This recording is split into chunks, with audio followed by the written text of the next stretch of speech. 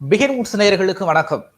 2021 சட்டமன்ற தேர்தல் நடக்கிறதுக்கு இன்னும் சில மாதங்கள் தான் இருக்கு. அதனால அரசியல் கட்சிகள் போட்டி போட்டுக்கொண்டு தேர்தல் பிரச்சாரங்களை தொடங்கிட்டு இருக்கிற இந்த நேரத்துல வரும் 31ஆம் தேதி ரஜினி முழு அரசியல் இதையும் அறிவிப்பார் அப்படின்னு எதிர்பார்க்கப்பட்ட நிலையில 94 இருந்து 2020 கிட்டத்தட்ட 24 ஆண்டுகளாக அரசியல் கேள்வி, அரசியல் சர்ச்சைகள் எல்லாத்துக்கும் முற்றுப்புள்ளி வைக்கும் விதமாக தற்போது அரசியலில் ஈடுபட போவதில்லை அப்படின்னு அதிகாரப்பூர்வமா அறிவிச்சிருக்காரு ரஜினிகாந்த். இதை பற்றி தீவிரவாதிப்பதற்காக நடிகை கஸ்தூரி நம்மிடையே இணைந்திருக்கிறார். வாங்க பேசலாம். வணக்கம் மேம். வணக்கம். Okay ma'am. அதாவது ரஜினியோட அந்த கருத்துக்களை பாத்தீங்கன்னா இப்போ இல்லைன்னா எப்பவும் இல்லை, மாத்தணும், எல்லாத்தையும் மாத்தணும் அப்படிங்கிற கருத்துக்கு வரவேற்பு இருந்துச்சு. அதே நேரம் விமர்சனங்களும் இருந்துச்சு. இப்போ அதற்கு ஒரு முற்றுப்புள்ளி வைக்கும் விதமாக தான் தற்போது ரஜினியோட அரசியல் வருகை அப்படிங்கிறது இப்போ இல்ல அப்படின்னு அதிகாரப்பூர்வமா அறிவிக்கப்பட்டிருக்கு. இதை நீங்க எப்படி பாக்குறீங்க? மாத்தணும், எல்லாத்தையும் மாத்தணும்னு சொல்லிட்டு கடைசியில அவர் மனசை மாத்திக்கிட்டாரு. அதுதான் ஆயிப்போச்சு. மாற்றம் வரவில்லை. அவரை நம்பி எக்கச்சக்கமான வருடங்களை தங்கள் வாழ்க்கைகளை தொலைத்தவர்களுக்கு மாற்றத்தை விட ஏமாற்றம் வந்துருச்சு. நான் இதை பலதர சொல்லியிருக்கேன். ரஜினி அவர்களுடைய மக்கள் மன்றத்துல என்னுடைய 2 சகோதரர்கள் இருக்காங்க. அவங்கள தினந்தோறும் கண்கூட பாக்குற வகையில நான் சொல்றேன். இந்த அளவுக்கு தள்ளி போடுறாருனால அவருக்கு விருப்பம் இல்லைங்கிறத அவர் தெரிவிக்கிறாரு. அதை நாம ஏற்றுக்க மாட்டேங்கிறோம். அவரால் நோன்னு தள்ள தெளிவா சொல்ல முடியல அப்படின்னு நான் சொல்லியிருக்கேன். இன்னைக்கு அவர் நோனே சொல்லிட்டாரு. இடைப்பட்ட காலத்துல அவர் என்ன பண்ணிருக்காரு? அண்ணாத்தே ஷூட்டிங் முடிச்சுட்டு வந்துடுறேன்னு ஹைதராபாத் போனாரு. நினைச்சபடியே, இன்னும் சொல்ல போனா சந்தேகப்பட்டபடியே நடந்துருச்சு. இது எனக்கு அப்படிதான் தோணுது. ஏன்னு கேட்டா, அவருடைய அறிக்கைய வரிக்கு வரி நான் சில விஷயங்களை கேள்வி கேட்கணும்னு நினைக்கிறேன். இது அவர் மேல வைக்கக்கூடிய விமர்சனம் கிடையாது. அவருடைய எல்லா ரஜினி ரசிகர்களை போல ரஜினி அவர்கள் பூரண நலத்தோடு நீடூழி வாழ வேண்டும் அப்படிங்கிறது தான் எல்லாருடைய ஆவலும், ஆசையும், எதிர்பார்ப்பும். ஹெல்த்துக்கும் கட்சிக்கும் சம்பந்தம் இருக்கா அப்படின்னு கேட்டீங்கன்னா, இந்திய அரசியல்ல காந்தியையும் பொட்டி ஸ்ரீராமுலையும் பெரியாரையும் பார்த்த இந்திய அரசியல்ல புற்றுநோய் பதவிக்கு வந்த 1 வருடத்தில் இயற்கை எய்திய அண்ணாவை பார்த்த தமிழ்நாட்டுல, எம்ஜிஆர் அவர்களை பார்த்த தமிழ்நாட்டுல, இப்போ புரட்சி தலைவி அம்மாவும் அவங்க இருக்கட்டும், வீல் சேர்ல கடைசி வரைக்கும் பிரச்சாரத்துக்கு போன கலைஞராகட்டும், அப்படி போன்ற மூத்த தலைவர்களை பார்த்த தமிழ்நாட்டிலையும் உடல்நிலைய காரணம் காட்டி ரேஸுக்கே வராம போருக்கு தோத்து போனா வேற விஷயம். போர்ல வராம புறம் இதுக்கு காட்டி ஓடுறதுங்கிறது என்ன வகை அப்படின்னு எனக்கு புரியல. தேர்தல்ல வெற்றி தோல்வி சகஜம்ங்க. எல்லாரும் தோத்திருக்காங்க. சிவாஜி அவர்கள் தோத்திருக்காரு, விஜயகாந்த் அவர்கள் வெற்றியும் பார்த்திருக்காரு, தோல்வியும் பார்த்திருக்காரு. இல்ல எல்லா பெரிய பெரிய தலைவர்கள், காமராஜர், எல்லாருக்கும் தோல்வி பார்த்திருக்காங்க. தேர்தலுக்கு தோல்வியே பார்க்காத ஒரு மனிதர் அப்படின்னு சொன்னா அது எம்ஜிஆர் அவர்கள். அரசியலுக்கு தோல்வி கண்ட ஒரு நடிகர் அப்படின்னு சொன்னா அது சிவாஜி அவர்கள். வரவே வராம தோத்த ஒரு நடிகர் அப்படிங்கிறது ரஜினி அவர்கள்னு நாளைக்கு சொல்லிடுவாங்கன்னு ரொம்ப வருத்தமா இருக்கு. ஃபர்ஸ்ட் அவர் என்ன சொல்லியிருக்காருன்னா, இத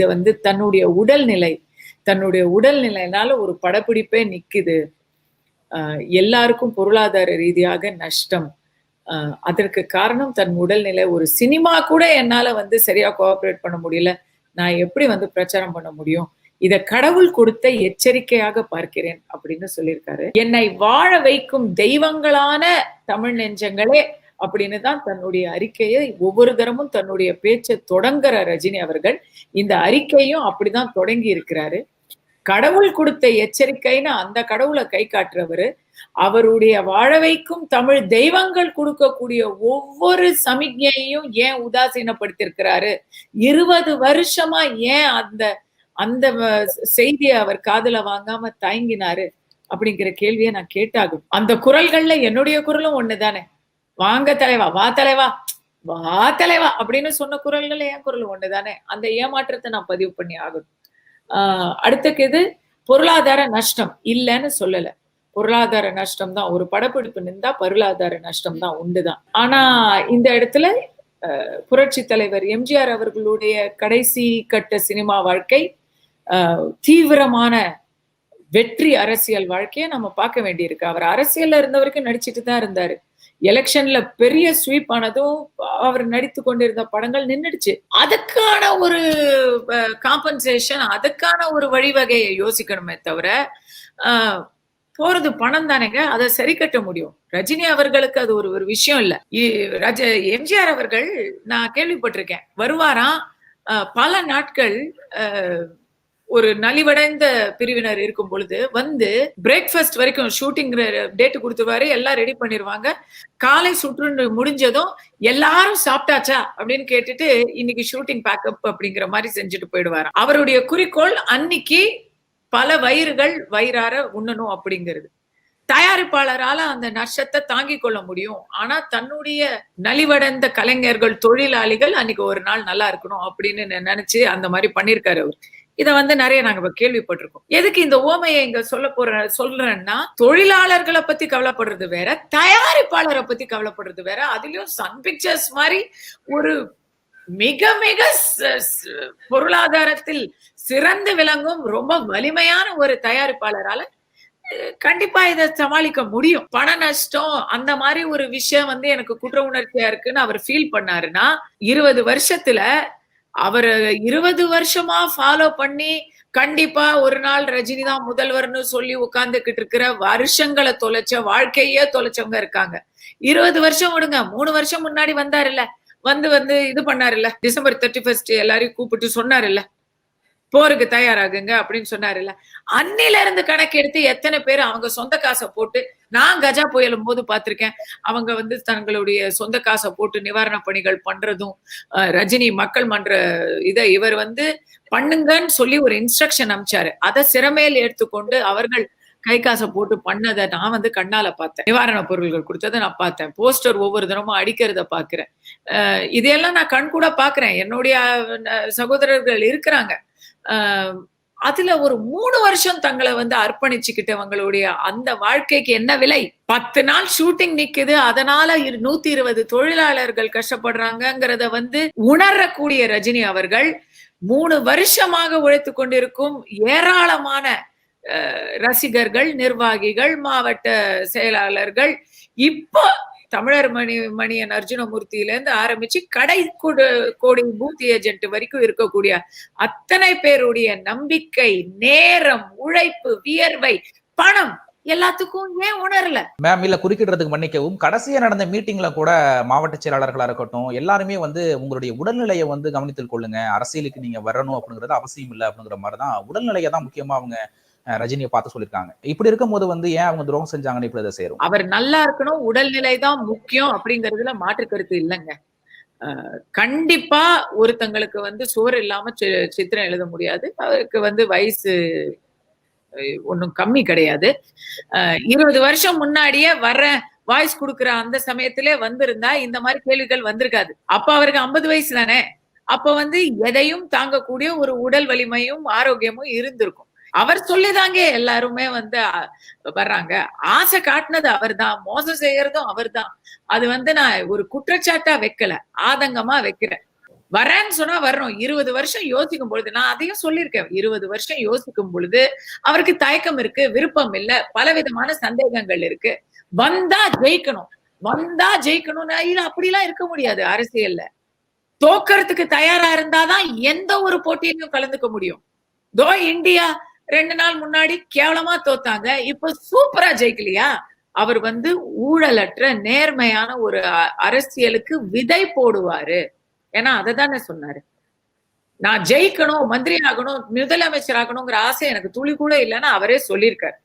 எனக்கு அந்த ஆசை சுத்தமா இல்லை. ஆனா சிஸ்டம் கெட்டு போயிருக்கு, அதை மாத்தணும், ஒரு எழுச்சி வரணும் அப்படின்லாம் சொல்லும் பொழுது அதை நம்ம நம்பத்தானே நம்புவோம். இப்ப அது என்ன வந்து அதெல்லாம் அந்த குறிக்கோள் இருந்தா, அந்த குறிக்கோள் இருக்கிற வரைக்கும் போராடத்தானே வேணும். எனக்கு அவர் அளவுக்கு அனுபவமோ வயதோ பேக்ரவுண்டோ சப்போர்ட்டோ எதுவும் இல்லை. நான் ஒரு சின்ன ஒரு தனி மனுஷி, சாதாரண சாமானிய ஒரு மனுஷி. ஆனா எனக்கே என்ன தோணும், ஒரு தரம் முன் வச்ச கால பின் வைக்க கூடாது. நமக்கு ஒரு குறிக்கோள் இருந்தா அந்த குறிக்கோளை அடையணும். என்ன குறிக்கோள்? இப்ப என்ன கேட்டீங்கன்னா, எனக்கு வந்து அரசியல்ல, தேர்தல் அரசியல்ல பெரிய நாட்டம் இல்ல. எனக்கு விமென்ஸ் ரைட்ஸ், சில்ட்ரன்ஸ் ரைட்ஸ், அதுக்கு நான் வந்து அரசியல் இல்லாம நானே வந்து அறக்கட்டளை வச்சு செஞ்சுக்கிட்டு இருக்கேன். சிஸ்டம் கிளீன் பண்ணணும் அப்படின்னு சொல்லிட்டு கிளீன் பண்றேன்னு சொல்றவரு தலைவரு, அவர் வந்து இல்ல நான் விலகிக்கிறேன் அப்படின்னு சொன்னா அப்புறம் சிஸ்டம் எப்படி கிளீன் ஆகும்? யார் வந்து கிளீன் பண்ணுவாங்க? ஒருத்தருக்கு மரணம் எப்ப வரும், ஒருத்தருக்கு ஆரோக்கிய குறைவு எப்ப வரும்னு யாரால எப்ப சொல்ல முடியும்? அதுக்காக நம்முடைய குறிக்கோளை நாம மாத்திக்க முடியுமா? நானா இருந்தா நான் செய்ய மாட்டேங்க. நான் ஒரு தடவை இறங்கிட்டா இந்த கஷ்டமோ நஷ்டமோ உயிர் போற வரைக்கும் நம்மளுடைய குறிக்கோளை அடையிற வரைக்கும் விட மாட்டேன். இல்ல என்னால முடியல, நான் வந்து ஜகா வாங்கிக்கிறேன் அப்படின்னு சொல்றது வந்து ஒரு தலைவருக்கு அழகு இல்ல. ஒரு என்டையர் இது செட்டப் பண்ணிட்டாரு. இது வந்து என்னுடைய தனிப்பட்ட கருத்து தான். இதுக்கு எனக்கு பல விமர்சனங்கள் வரும். அந்த விமர்சனங்களுக்கு நான் பயப்படல.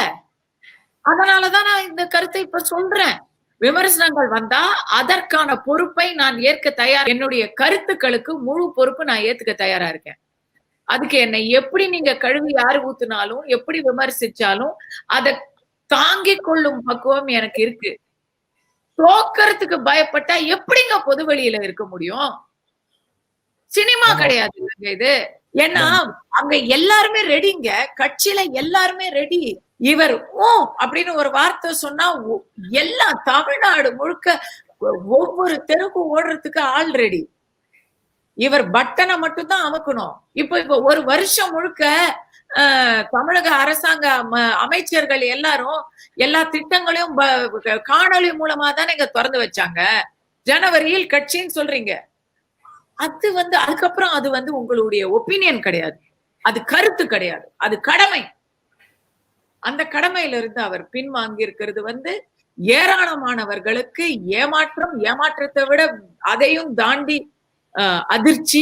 நம்பிக்கை பொய்த்து போனா அது ரொம்ப அதிர்ச்சி. யாரங்க நம்புவோம் நாங்க? நீதான் அவரது ரஜினி முக்கியம்னு நினைச்ச, ரஜினி தான் முக்கியம் அப்படின்னு நீ நினைச்ச அப்படின்னு எத்தனை தொண்டர்கள் இப்ப தலைகுனிவை சந்திக்க வேண்டியிருக்கு. இல்ல, தொண்டர்கள் வந்து ரஜினியோட உடல்நிலை முக்கியம் அப்படின்னு தானே அவங்க நடை போட்டுட்டு இருந்தாங்க. அது நேரத்துல ஏன் அவங்க வந்து தலைகுனிய வேண்டியிருக்கும்? யாருங்க சொன்னாங்க அப்படி? உங்ககிட்ட வந்து சொன்னாங்களாங்க? உடல்நிலைய மறுபடியும் சொல்றேன், அவர் உடல்நிலைய அவர் பாத்துக்கணுங்கிறதுல யாருக்கும் எந்த மாற்றும் கருத்தும் கிடையாது. உயிரை விட மானம் பெறுது, உடல் நலத்தை விட உயர்ந்த கொள்கை பெறுது அப்படிங்கிற ஒரு பழைய பஞ்சாங்கத்தை சேர்ந்தவங்க நிறைய பேர் இன்னும் நாட்டுல இருக்காங்க. ரஜினியை நம்பினவங்கள்ல பலர் அந்த வகையை சேர்ந்தவர்கள் தான். அதனாலதான் அவங்க வந்து ஒரு நேர்மையான அரசியல், ஆன்மீக அரசியல்ன்றத நம்பி போறாங்க. அதுல நானும் உறுதி அப்படின்னு சொன்னா உறுதிதான்.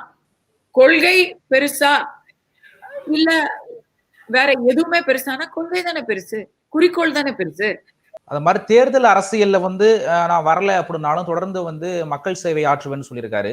தேர்தல் பணியில இல்லாம மக்கள் சேவை ஆற்றுறது அப்படிங்கிறது எந்த அளவுக்கு சாத்தியம்? இல்லங்க, இத நான் ரொம்ப காலமாவே சொல்லிக்கிட்டு இருக்கேன். நான் கடைசியா நான் என்னுடைய பதிவுல போட்டதும் அதுதான். எனக்கெல்லாம் வந்து நான் ரஜினி அவர்கள் அரசியலுக்கு வரணும்னு வற்புறுத்துற ஆள் கிடையாது. இன்னைக்கு நான் இந்த ஏமாற்றம் ஆதங்கத்தை மக்கள் குரலாதான் பிரதிபலிக்கிறேன். நான் ஏற்கனவே எதிர்த்தேன், அவருக்கு விருப்பம் இல்லைன்னா விருப்பம் இல்லாமல் வர வேணாம், முழு நம்பிக்கையோட தான் வரணும். விருப்பம் இல்லைன்னா வர வேணாம். ஏன்னா பலர் அப்படி இருக்காங்க. அரசியலுக்கு வந்துதான் மக்கள் சேவை ஆற்றணும்னு அவசியமே இல்லை. மிக பெரிய சேவைகளை பலர் வந்து செஞ்சுக்கிட்டு இருக்காங்க. நடிகர்கள்லயே இப்போ வந்து சூர்யா கார்த்தி அவர்கள் வந்து அவங்க சூர்யா அவர்கள் அகரம் மூலமா கல்வி கண்ணை திறந்து வச்சுக்கிட்டு இருக்காரு. கார்த்தி அவர்கள் விவசாயிகளுக்கு ஆதரவாக இப்போ அந்த உழவு அப்படிங்கிற ஒரு விஷயத்த கையில எடுத்திருக்காரு. லாரன்ஸ் அவர்கள் ரஜினி பேரை சொல்லியே பல நல்ல விஷயங்களை செய்யறாரு. சினிமால, நம்ம தமிழ் சினிமாலே பல விஷயங்களை சொல்லிட்டே போலாம். ஏன் ரஜினி அவர்களே கூட கரோனா சமயத்துல பண உதவியை ரொம்ப தாராளமா செஞ்சிருக்காரு. சோ அதனால அதுக்கு அரசியல் தேவையே இல்லை. சின்ன அளவுல நான் ஒரு 15 பிள்ளைகளுக்கு வந்து மருத்துவ செலவு கவனிச்சுக்கிட்டு இருக்கேன். உங்களுக்கு தெரியும், எல்லாருமே வந்து அவங்களால முடிஞ்ச விஷயத்த திருப்பி கொடுக்கணும் சமுதாயத்துக்கு. நமக்கு ஏதோ ஒண்ணு கிடைச்சது, நம்ம அதை திருப்பி கொடுக்கணும் அப்படின்னு நினைக்கிற எல்லாருமே செய்வாங்க. ஸ்ரீனிவாச காந்தி நிலையம், அது வந்து அந்த ஸ்ரீமான் ஸ்ரீனிவாச ஐயங்கார் அப்படின்னு ஒரு காந்தியன், அவரும் வந்து ஒரு ஃபேமஸ் லாயர், பிரிட்டிஷ் காலத்து லாயர், சுதந்திர போராட்ட தியாகி. தன்னுடைய சொத்து எல்லாத்தையும் சமூக செயல்பாட்டுக்காக எழுதி வச்சுட்டு போயிட்டாரு. அதை விற்க முடியாது. இன்னைக்கு வரைக்கும் என் வீட்டு பக்கத்துல தான் இருக்கு அந்த அந்த இடம். அந்த ஸ்ரீனிவாச காந்தி நிலம் ஏன் அதுக்கு பேருனா, அங்க காந்தி வந்து அவருடைய அஸ்திகளை வந்து அங்க கரைச்சிருக்கிறாங்க. அங்க ஒரு ஒரு போர்ஷன் காந்தியுடைய சாம்பல் அங்க இருக்கு துளசி மாடத்துல. மக்கள் சேவை பண்ணணும்னா இப்ப இந்த நிமிஷத்துல ரஜினி அவர்கள் அறிவிச்சிடலாங்க. நான் இந்த அமௌண்ட் நான் ஒரு 100 கோடி கொடுக்குறேன். என்னுடைய ஒரு பட சம்பளத்தை நான் அப்படியே கொடுக்குறேன். இத வச்சு வருடா வருடம் இந்த கோயிலுக்கு இந்த காரியம், இத்தனை குழந்தைகளுக்கு படிப்பு செலவு, இத்தனை பேருக்கு கிட்னி மாற்று அறுவை சிகிச்சைக்கு செலவு, என்ன போல அவங்க கஷ்டப்படக்கூடாதுன்னு எவ்வளவோ செய்யலாங்க. அதுக்கு வந்து இன்னைக்கு சொல்லணும்னு கூட அவசியம் இல்ல. இத்தனை வருடங்களாகவே அவர் செஞ்சிருக்கலாம்ங்க. Okay ma'am. இப்போ ரஜினியோட அரசியல் அறிவிப்பு அப்படிங்கிறது தமிழகத்துல இருக்கிற அரசியல் கட்சிகளுக்கு எந்த கட்சிக்கு சாதகமாக இருக்கும், எந்த கட்சிக்கு பாதகமாக இருக்கும்? இப்ப நான் சொல்றது வந்து நீங்க எதிர்பார்க்காத ஒரு விஷயமா இருக்க போகுது. ரஜினி அவர்கள் வந்திருந்தா அது திமுகவுக்கு சாதமாக இருந்திருக்கும். இப்ப ரஜினி அவர்கள் வரலன்னு திட்டவட்டமா அறிவிச்சிட்டதுனால திமுகவுக்கு எதிரான ஓட்டுகள் சிதறும் வாய்ப்பு கம்மி ஆயிடுச்சு. அவங்க ஜெயிக்கிறாங்க தோக்குறாங்க அப்படிங்கறத விட ரஜினி வந்திருந்தா அவருக்கு ஆன்மீக அரசியலுங்கிறது வந்து அந்த பகுத்தறிவு கடவுள் மறுப்பு கட்சிகளுக்கு எதிரான ஒரு விஷயம். திமுக அலையன்ஸ்ல பாத்தீங்கன்னா இந்து மதத்துக்கு எதிரா பேசுறவங்க நிறைய இந்த மனு நீதி அது இது அப்படின்னு பேசுற நிறைய பேர் இருக்கிறதுனால கம்யூனிஸ்டும் கூட இருக்காங்க, பிசிகவும் கூட இருக்காங்க. அப்படி இருக்கிறதுனால கண்டிப்பா டிஎம்கே ஓட்ஸ் ரஜினிக்கு வந்திருக்கிறது வந்து கம்மியா தான் வரும். டெஃபினட்டா எல்லா கட்சியில இருந்தும் வந்திருக்கும், பட் கம்மியா வந்திருக்கும். வேறஸ் ஏடிஎம்கே பிஜேபி இவங்களுடைய ஓட்டுகள் வந்து நிறைய ரஜினிக்கு. ஏடிஎம்கேவுக்கு ரஜினியோட பெருசா கருத்து வேறுபாடு இல்ல. இப்ப அவர் வரலங்கிறதும் அவங்களுக்கு வந்து பெருசா மாற்றத்தை உண்டு பண்ண போறது இல்ல. கமல் அவர்கள் வந்து ரஜினியோட சேர்ந்து ஒரு புது அரசியலை உருவாக்குறேன் அப்படின்னு வெளிப்படையா சொன்னாரு. அவருக்கு இப்போ அடுத்தது ஆப்ஷன்ஸ் கம்மி. அவருக்கு அலையன்ஸ் வைக்கிறதுக்கு இப்போ ஆப்ஷன் ரொம்ப கம்மி. அவர் வந்து ஒரு பெரியாரிஸ்ட் கருப்பு சட்டைக்காரர். அவருக்கு இப்ப வந்து ஒரே ஒரு ஆப்ஷன் தான் இருக்கு அலையன்ஸ் வைக்க. ஆனா அவர் திராவிட கட்சிகளோட கூட்டில ஏற்கனவே அறிக்கை சொல்லிட்டாரு. அவரும் தன் மனசை மாத்திக்கிட்டு அவரும் சொல்ல வந்து திரும்ப வாங்கி பாருங்கிறது பார்க்கணும். Okay ma'am. பிகே மூட்ஸ் வாயிலாக இணைந்து உங்களுடைய கருத்துக்களை பகிர்ந்து கொண்டமைக்கு மிக்க நன்றி. வணக்கம். Okay ma'am.